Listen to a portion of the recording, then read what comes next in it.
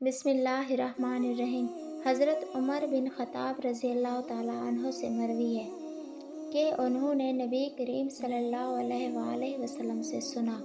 فرما رہے تھے، اگر تم اللہ پر اس طرح بھروسہ کرو جس طرح بھروسہ کرنے کا حق ہے، تو اللہ تعالیٰ تمہیں اسی طرح رزق دے گا جس طرح پرندوں کو رزق دیتا ہے، جو صبح کے وقت بھوکے پیٹ جاتے ہیں اور شام کے وقت پیٹ بھرے ہوئے آتے ہیں۔ حضرت علی بن ابی طالب رضی اللہ تعالیٰ عنہ سے مرفوع مروی ہے کہ ہر دل کے لیے چاند کے بادل کی طرح گناہ کا ایک بادل ہوتا ہے۔ چاند روشن ہوتا ہے کہ اچانک وہ بادل اسے ڈھانپ لیتا ہے اور اندھیرا ہو جاتا ہے، جب وہ بادل اس سے ہٹ جاتا ہے تو روشنی ہو جاتی ہے۔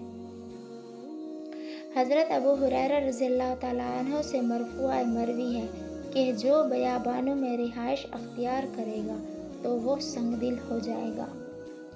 اور جو شخص شکار کے پیچھے لگا وہ غافل ہو جائے گا،